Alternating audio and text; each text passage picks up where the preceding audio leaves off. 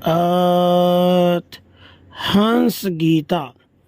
हंस गीता नाम से प्रख्यात गीता श्रीमद् भागवत महापुराण के एकादश स्कंध में भगवान श्री कृष्ण जी द्वारा श्री उद्धव जी को भक्ति मुक्ति का उपदेश देते समय वर्णित हुई है। इसमें भगवान के हंसावतार द्वारा ब्रह्मा जी के मानस पुत्रों सनकादिक ऋषियों की योग की परिकाष्ठा अर्थात परमात्म तत्व संबंधी जिज्ञासा का समाधान किया गया है। चित्त को विषयों से कैसे पृथक करे, इसका गूढ़ तात्विक उपाय इसमें बताया गया है। जिज्ञासुओं को इस गीता में सांख्य, योग और वेदांत की त्रिवेणी दृष्टि गोचर होगी। इसी लघु कलीवर वाली हंस गीता को यहाँ प्रस्तुत किया जा रहा है। भगवान श्री कृष्ण जी कहते हैं, प्रिय उद्धव, सत्व, रज और तम ये तीनों बुद्धि प्रकृति के गुण हैं, आत्मा के नहीं। सत्व के द्वारा रज और तम इन दोनों गुणों पर विजय प्राप्त कर लेनी चाहिए। उसके बाद सत्व गुण की शांत वृत्ति के द्वारा उसकी दया आदि वृत्तियों को भी शांत कर देना चाहिए। जब सत्व गुण की वृद्धि होती है तभी जीव को मेरे भक्ति रूप स्वधर्म की प्राप्ति होती है। निरंतर सात्विक वस्तुओं का सेवन करने से ही सत्व गुण की वृद्धि होती है। तब मेरे भक्ति रूप स्वधर्म में प्रवृत्ति होने लगती है। जिस धर्म के पालन से सत्व गुण की वृद्धि हो वही सबसे श्रेष्ठ है। वह धर्म रजोगुण और तमोगुण को नष्ट कर देता है। जब वे दोनों नष्ट हो जाते हैं तब उन्हीं के कारण होने वाला अधर्म भी शीघ्र ही मिट जाता है। शास्त्र, जल, प्रजाजन, देश, समय, कर्म, जन्म, ध्यान, मंत्र और संस्कार ये 10 वस्तुएं यदि सात्विक हों तो सत्वगुण की, राजसिक हों तो रजोगुण की और तामसिक हों तो तमोगुण की वृद्धि करती है। इनमें से शास्त्रज्ञ महात्मा जिनकी प्रशंसा करते हैं वे सात्विक हैं, जिनकी निंदा करते हैं वे तामसिक हैं, जिनकी उपेक्षा करते हैं वे राजसिक हैं। जब तक अपने आत्मा का साक्षात्कार, स्थूल सूक्ष्म शरीर और उनके कारण तीनों गुणों की निवृत्ति न हो तब तक मनुष्य को चाहिए कि सत्व गुण की वृद्धि के लिए सात्विक शास्त्र आदि का ही सेवन करे, क्योंकि उससे धर्म की वृद्धि होती है और धर्म की वृद्धि से अंतःकरण शुद्ध होकर आत्म तत्व का ज्ञान होता है। बांसों की रगड़ से आग पैदा होती है और वह उनके सारे वन को जलाकर शांत हो जाती है।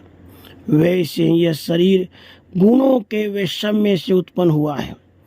विचार द्वारा मंथन करने पर इससे ज्ञान अग्नि प्रज्वलित होती है और वह समस्त शरीरों एवं गुणों को भस्म करके स्वयं भी शांत हो जाती है। उद्धव जी ने पूछा, भगवान, प्रायः सभी मनुष्य इस बात को जानते हैं कि विषय विपत्तियों के घर हैं, फिर भी वे कुत्ते, गधे और बकरे के समान दुख सहन करके भी उन्हीं को ही भोगते रहते हैं। इसका क्या कारण है?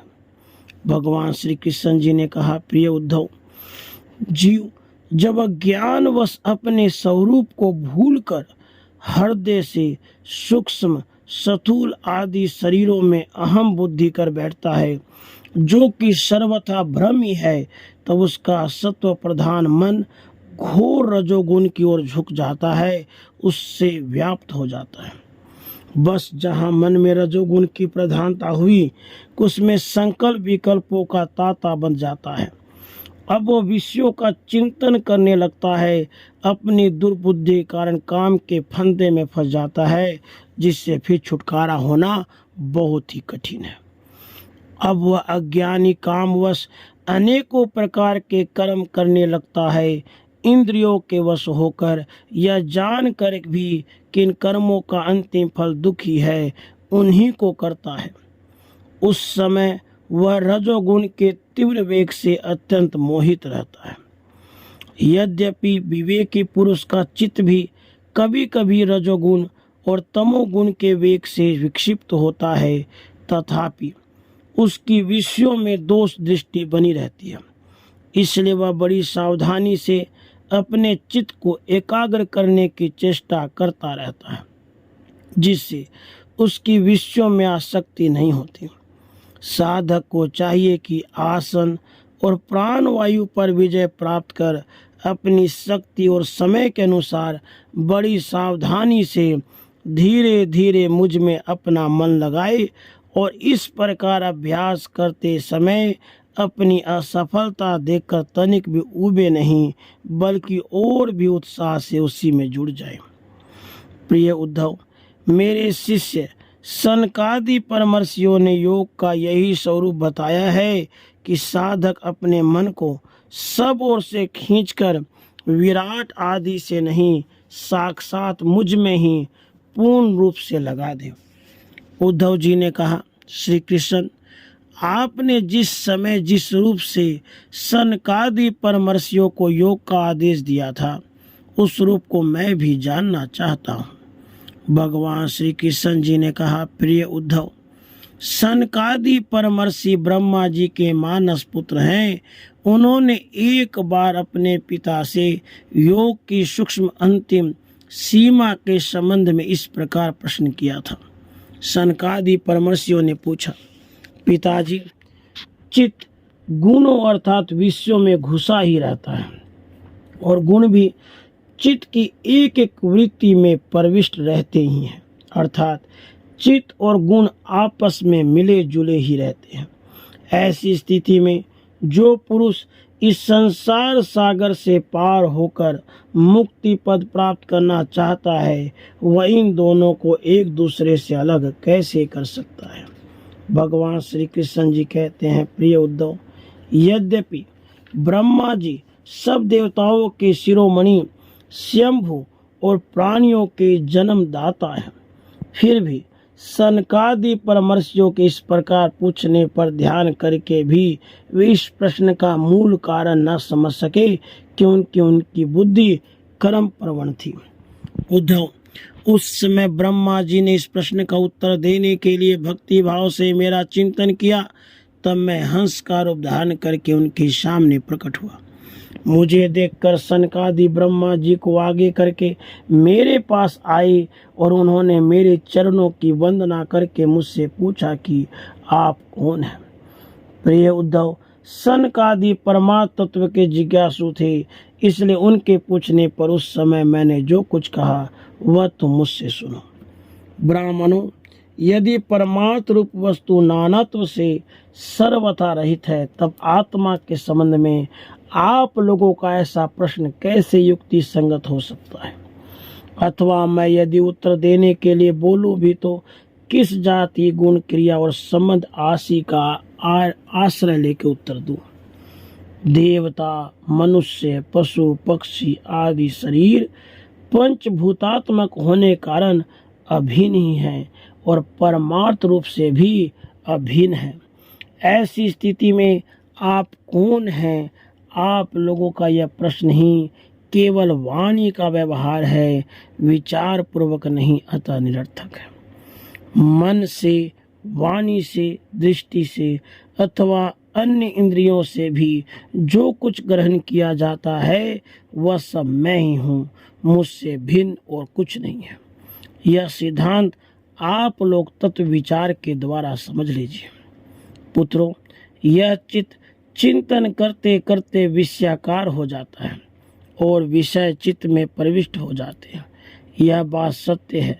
फिर भी विषय और चित्त ये दोनों ही मेरे स्वरूपभूत जीव के देह है, उपाधि है, अर्थात आत्मा का चित्त और विषय के साथ कोई संबंध है ही नहीं।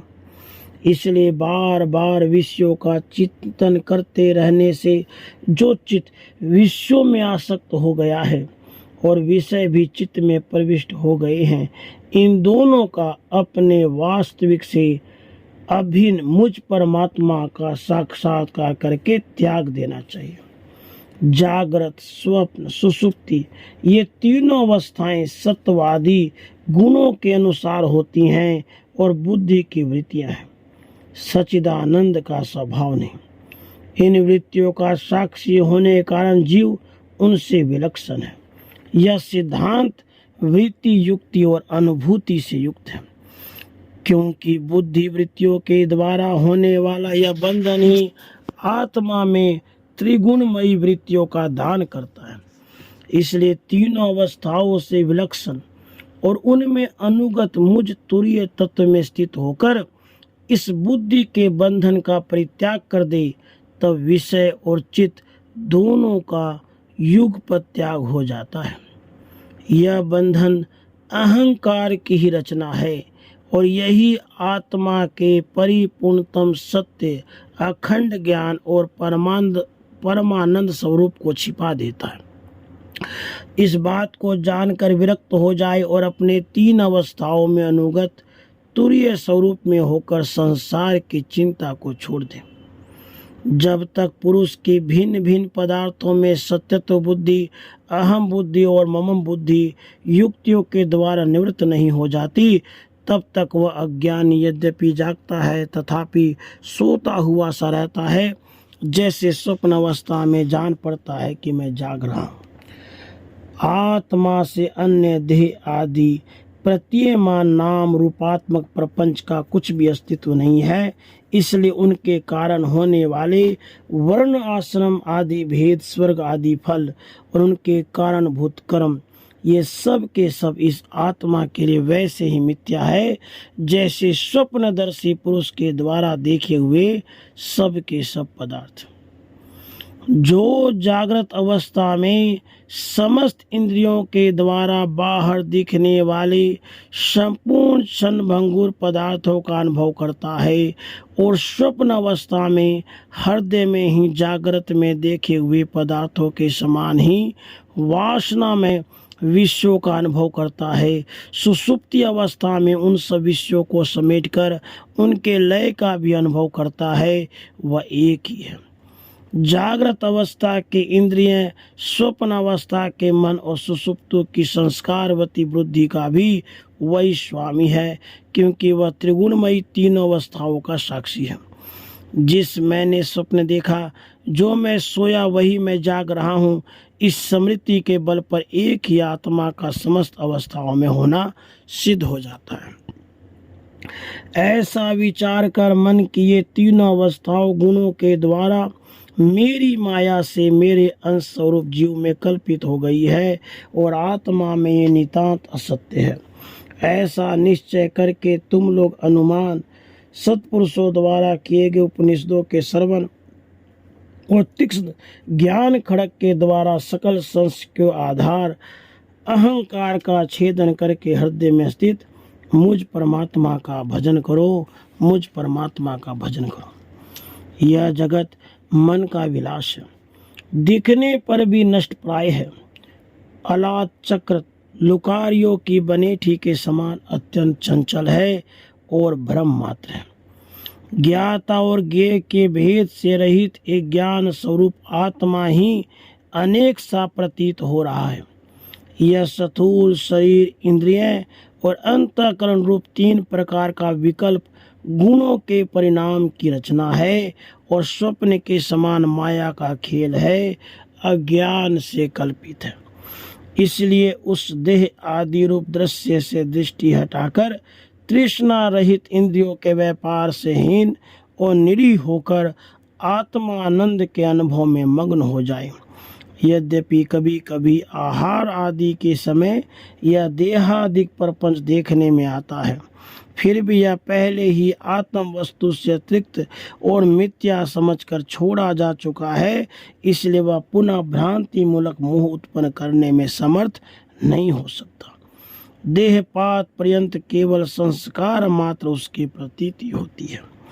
जैसे मदिरा पीकर उन्मत्त पुरुष यह नहीं देखता कि मेरे द्वारा पहना हुआ वस्त्र शरीर पर है या गिर गया, वैसे ही सिद्ध पुरुष जिस शरीर से उसने अपने स्वरूप का साक्षात्कार किया है वह प्रारब्धवश खड़ा है, बैठा है, देववश कहीं गया है, आया है, नश्वर शरीर संबंधी इन बातों पर दृष्टि नहीं डालता। प्राण और इंद्रियों के साथ यह शरीर भी प्रारब्ध के अधीन है, इसलिए अपने आरंभक बनाने वाले कर्म जब तक है तब तक उनकी प्रतीक्षा करता ही रहता है। परंतु आत्म वस्तु का साक्षात्कार करने वाला समाधि पर्यंत योग में आरूढ़ पुरुष स्त्री, पुत्र, धन आदि प्रपंच के सहित उस शरीर को फिर कभी स्वीकार नहीं करता, अपना नहीं मानता, जैसे जगा हुआ पुरुष स्वप्न अवस्था के शरीर आदि को। सनकादि ऋषियों, मैंने तुमसे जो कुछ कहा है वह सांख्य और योग दोनों का गोपनीय रहस्य है। मैं स्वयं भगवान हूँ, तुम लोगों को तत्व ज्ञान का उपदेश करने के लिए आया हूँ, ऐसा समझो। विप्रवरो, मैं योग, सांख्य, सत्य, ऋत, तेज, श्री, कृति और दम इन सब का परम गति, परम अधिष्ठान हूँ। मैं समस्त गुणों से रहित हूँ, किसी की अपेक्षा नहीं रखता, फिर भी साम्य, असंगता आदि सभी गुण मेरा ही सेवन करते हैं, मुझ में ही प्रतिष्ठित है, क्योंकि मैं सबका हितैषी, सुहृद, प्रियतम और आत्मा हूँ। सच पूछो तो उन्हें गुण कहना भी ठीक नहीं है, क्योंकि वे सत्वादि गुणों के परिणाम नहीं है और नित्य है। प्रिय उद्धव, इस प्रकार मैंने सनकादि मुनियों के संशय मिटा दिए। उन्होंने परम भक्ति से मेरी पूजा की और स्तुतियों द्वारा मेरी महिमा का गान किया।